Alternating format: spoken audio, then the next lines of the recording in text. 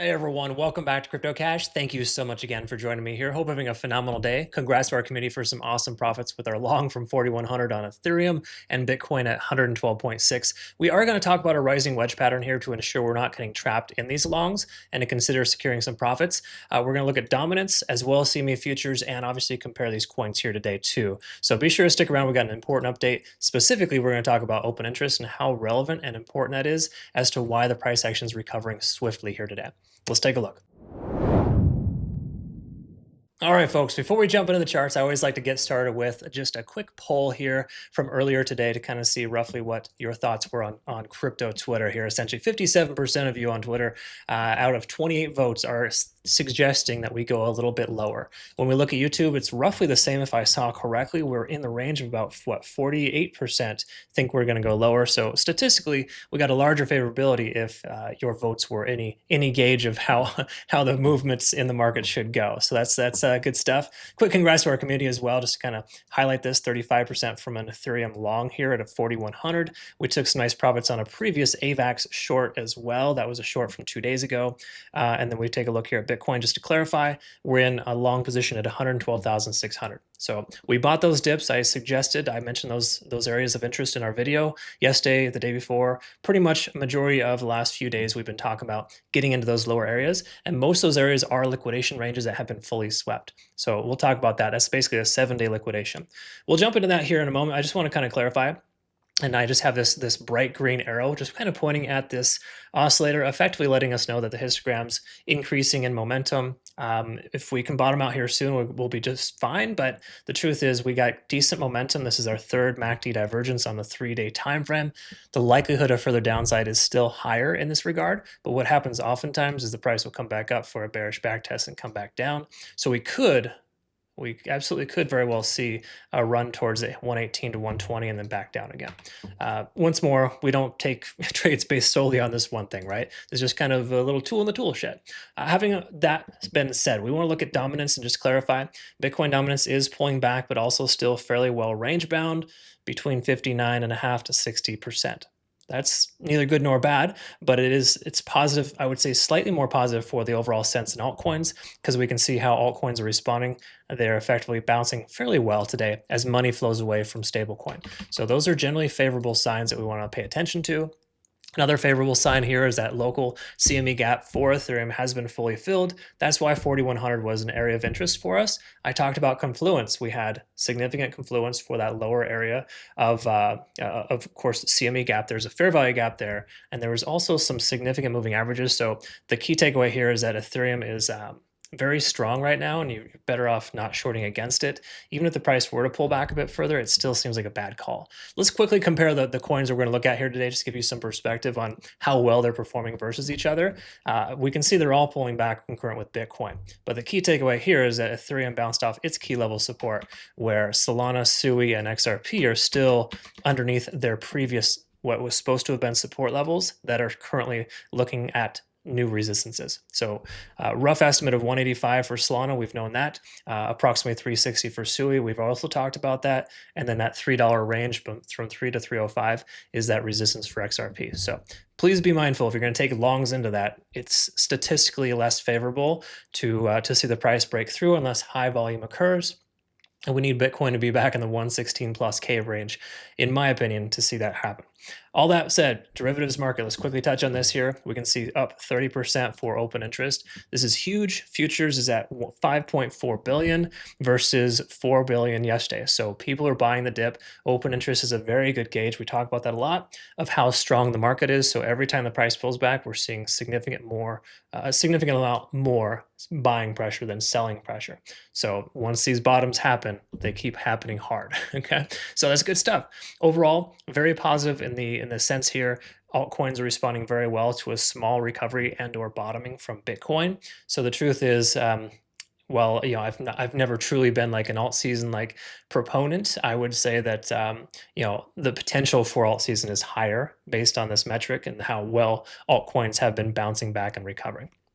All right, so let's go ahead and take a quick look at some backend data here and kind of go from there. So Starting with Bitcoin, I have this pulled up. I refreshed this just a moment ago to kind of show you here that we have the average top traders using leverage are heavier on shorts than longs right now, and open interest is significantly higher. Correction, this is the bid to ask ratio. So bids, we're seeing more bids than asks, effectively telling us there's more buying pressure as the price goes down. We saw a very similar scenario here too as well when the price action pulled back the last time in early August. So we'll just go ahead and look at that a little. We'll keep tabs on that, but for right now, the important thing to recognize, we got this resistance wall at 115.6 to 116 based on open interest. That's the heavy amount of open interest here locally. So oftentimes when you see the price enter those ranges, you're going to see some exit liquidity when the price pulls up to that level. Taking a look here, of course, at liquidation delta, we want to recognize too that there's 10 billion in short liquidation, basically implying there's a lot more shorts than longs, and that we're going to need a lot more volume to see that squeeze happen if it were to. All that said, though, I had to zoom in a little bit here because the last 7 days of liquidation had been fully swept. That's $113,000 range. That's why we bought that dip, because there was a ton of liquidation there previously. If you saw my video from yesterday, you'll know that. But this is a 1-day time frame on the left here, just letting us know in the last 24 hours, there's a decent amount of liquidation between 111 and 112, and respectively 114.5 to 115.5, approximately above the price. Okay, so just kind of areas of liquidation. We're kind of in the middle of that right now, so that's not a super big deal, but just something to be aware of. Take a look at the daily time frame on Bitcoin.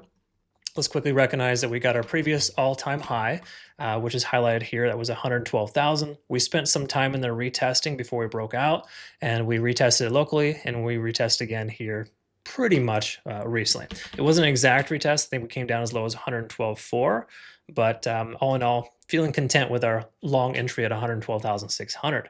All that said, though, does it mean we just bounce from here and we're good to go? Probably not. In most cases, you do see consolidation before the price legs up. So I'm expecting some consolidation in this range before we continue a bit higher. All that said, though, we're still under some moving averages on the daily time frame, all the relevant and important ones. Those are confirming right around 116,000. So we're seeing open interest and moving averages at 116,000. That is a new resistance, folks. Make sure to kind of mentally remember that. If you're going to take a long position, don't get super greedy and try to go to 120K. 116, or more importantly, 115.9, 115.5, somewhere in that range, to ensure you're not going to be sitting out in the rain if the price pulls back. And there's no guarantees we're going to see 116. It's just that there's a lot of areas there kind of confirming that that is a new resistance, because they are, when they all combine together, it's usually going to be a support or resistance. All that said, we're still looking bearish here in the daily time frame. Stochastic MACD is diverging. There's nothing on the daily that's like, oh my gosh, we are going to go straight up and to the moon. There's no Elliott wave theory that can predict what's going to happen next. The truth is, we're still in a bearish divergence, and we're in a situation where we're establishing lower highs and lower lows. We got to respect the fact that we're probably going to continue lower. That's the overall sense and what it's telling us here on the macro. That said, though, the 4-hour time frame does essentially tell us a much different story. With the added volume from this earlier today, when the traditional market's open, we can see we got a nice strong convergence here with the money flow index above the RSI, as well as the moving average. It's super important to be above that. Stochastic swinging up, MACD converging, soon to converge. Like, these are all extremely positive signs, letting us know that further upside is much more probable. Now, how much higher are we going to go? I think 116 is the local resistance, so we're going to kind of have to reevaluate if we get there. But between now and then, it's best to presume that we're going to continue to run to the upside here as long as volume remains fairly high. So I think Bitcoin's still got a little bit more gas left in the tank before we go before we go down again, if that were to even be the case. It's far too early to presume. All that said, let's take a look here at Ethereum next. So taking a quick look here at ETH. Speaking of open interest, or just touching on this here, these are areas that are, exit liquidity. We're going to see a lot of that. So I'm going to speak in round numbers here. 4,400 is that open interest area above the price that held as a strong support for a while. We lost that level, retested, and continued lower. So hypothetically, that'll be the next area of resistance for us, as well as 4,280. So 4,280, 4,380, technically, those are the two exact numbers there on open interest. That's where we're seeing right now the most amount of resistance. So if we close above 4,300 today, hypothetically, 4,380, 4,400 is the next target. Moving on to liquidation delta, still high to the downside, 14 billion in shorts. And we look at the last 7 days, some of the local liquidation here has been swept, but there is still some left above between 4,400 and 4,500. So, Keep in mind those liquidation levels are there because that's a local high, and a lot of times folks will put their stop loss and or their have their liquidation event occur above key level resistances. But for right now, 43 to 4,400 we can presume will be that resistance range for us. We'll have to see how we close today first to understand that. But if we look at our point of control, we're retesting that right now. 4,300 is that approximate local area of control there based on volume if you exclude the previous 3,650. All that said, though, the daily time frame compared to most other coins is still very bullish. I've talked about this previously, that you don't want to try to short against this coin, even though you would probably had some good luck yesterday. That's essentially what it is. It is luck when you get profit on a coin like this that is super bullish and the price goes down. You're better off waiting for the dips and buying the dips because it's just a safer play. All that said, we bounced off 50 on the RSI in the daily time frame. We're over all moving averages, unlike majority of other coins, and MACD is starting to lose its momentum. So those are very good signs. On a short-term descending trend here too, we can see that we are effectively above that trend and we're trending higher. We're about to achieve higher highs, which would be a very good shift in momentum there. 4-hour time frame also implies that we're doing well. We're approaching 50 in the RSI, money flow above. We're over the RSI and stochastic swinging up, including an actual MACD convergence. So this is, once again, conditions you don't want to short against. Right? So you're going to find more statistical favorability taken along with this coin than you will a short. That's the concept. Do with that what you will. All right, so that's kind of Ethereum for the moment here. Taking a look at a Solana. Let's double check a few things here before we jump into the charts. So first things first, open interest for Solana, pretty heavy at the 197 to 205 range. We talked about that previously. More accumulation here at 185. That's a secondary amount. 185 is a resistance based on previous lows. So that's been a point of contention for Solana. So bear in mind 185 will probably be a rejection zone first. But when we look at liquidation short delta, it's pretty... it's tapering off, but it's still fairly large, basically implying that we are in a position where shorts are heavy, but they're also starting to lose momentum. Furthermore, too, when we look at 185, here's that area of liquidation. Once more, liquidation event at a key level resistance. Keep in mind, liquidation doesn't occur because of that. It's the other way around, and it's important to understand that liquidation should never be like the only thing you trade on, but it's super helpful. That's half the reason why taking that $4,100 long at Ethereum was a very beneficial scenario, because there was just so much liquidation there. Once it got swept, the price recovered because longs got smashed, they got hammered, and then the price goes up. It's funny how market makers work.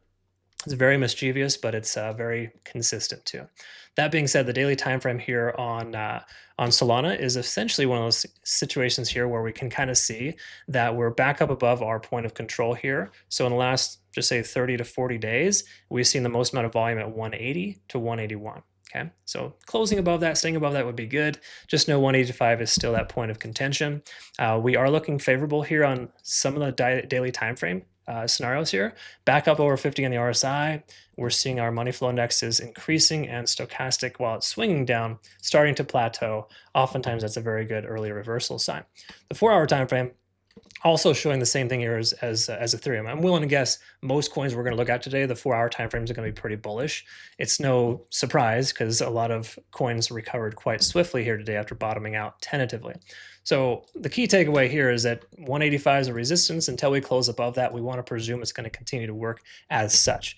Moving forward, accumulating in anywhere in the 170s seems like an appropriate consideration if the price pulls back again.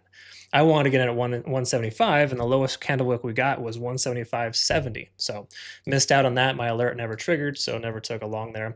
Even though hindsight, I probably should have taken a long at 176 and not waited for that. But I'm okay once again with our entry on Bitcoin and Ethereum. Let's take a look here at SUI and just quickly note that even though we have a head and shoulders pattern here, this is essentially played out already. So it's nothing to really just kind of take a short into because you think it's going to keep going lower.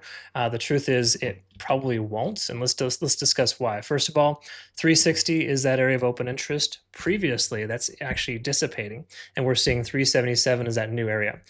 So even though 360 has notoriously been a strong resistance for SUI, we could presume that that level may be broken soon, and 377 is the next target, roughly 380. Okay, liquidation short delta is super high, all the more reason why we're probably likely to see a short squeeze soon, but liquidation is all over the place for this coin. See if we can identify some key levels here.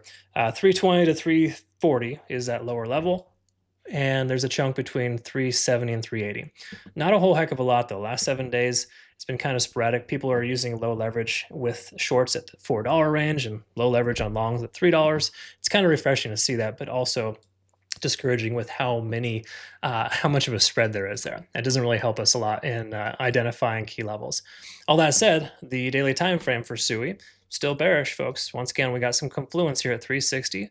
Previous support and resistance, 0.618 fib level, and all moving averages that are super relevant, accumulating right there at the 360 to 365 range. So if you're in a long for SUI, it may be advantageous to consider securing profits before we hit that resistance wall. That's the concept there. TP targets in the low 360 to upper 350, upper 350s, low 360s. That's an easy way to understand it. 4-hour time frame is going to reflect significant bearish divergence on pretty much all moving averages. We're still bearish on the 4-hour time frame here as well, even though money flow index is high. That's typically a good gauge. Money's flowing into this coin. It kind of lets us know we don't have a tremendous amount of momentum, and we did just shift on the MACD here. So we got some early indications of a reversal, but not enough volume in my personal opinion, and not enough confirming factors to warrant a long position, especially considering we're traveling into a resistance range. So once more, I don't like to long into resistance and short into support. You want to wait until those levels are broken. Oftentimes that's more successful, even though market makers are super manipulative and they wait for you to actually they wait for directions to be invalidated, and then they revalidate it by going the opposite way. All that said, taking a look here at XRP, 310, 320, 330, still the same open interest areas of resistance. So if you're going to long, hypothetically taking profit around 310 would make sense before we hit that resistance. 1.2 billion liquidation short delta, and there is long liquidation between 276 and 281. So the overall sentiment, as I mentioned previously yesterday, is to try to accumulate in the 270 to 280 range. So hypothetically, you jumped in at the low 280s, you'd be in pretty good profit right now. But no matter how you look at it here, this is not like an optimal situation. While we do have a falling wedge or bearish type of flag pattern and a descending broadening wedge, those are all bullish. There's no indication that we're just going to break through our resistances. There's too many areas of open interest to me to feel confident in taking a long or a short of this coin. I'd like to see a $3 reclaimed first before I consider a long, but honestly, the price action for XRP is subpar for me to want to try to take a long. While we are stochastically swinging up, there's nothing here outside of that swing, that shift of momentum, very short term, by the way, to tell us that we're safe to take a long. So I got some DMs yesterday asking if we should take a long at 290. Short answers, yes, but probably not. Okay, so I'm only saying short answer yes because most coins are moving up, and I feel like Bitcoin may continue to progress higher, and also responding quite well to Bitcoin stabilizing in that 112 to 114K range. All that said, 4-hour time frame doesn't really tell us too much. We are still below all moving averages, still very, very slow on the moving, the oscillators and indicators here. RSI, stochastic, they're all kind of just hanging out. And even though MACD is trying to converge, it's just not enough momentum, in my personal opinion, not enough volume to warrant a long position. So I would steer clear of this one here, even if it is your favorite coin and you got some awesome influencer telling you to buy the dip because they think this coin is going to go to 500. Anyways, I would instantly delete anyone who has that kind of premonition. Okay, anyways, I hope you learned something today. Comment below if you did. Like, subscribe, follow. I really appreciate you being a part of my life. Join us over at BitUnix2, folks, in case you haven't noticed. Awesome deposit reward bonus, excellent community here. And obviously as well, we are all trading using their exchange, essentially because there's no KYC or VPN required. So I hope that you find benefit. Feel free to reach out if you have any questions or concern. Look forward to seeing the next one. Have a great rest of your day. Take care.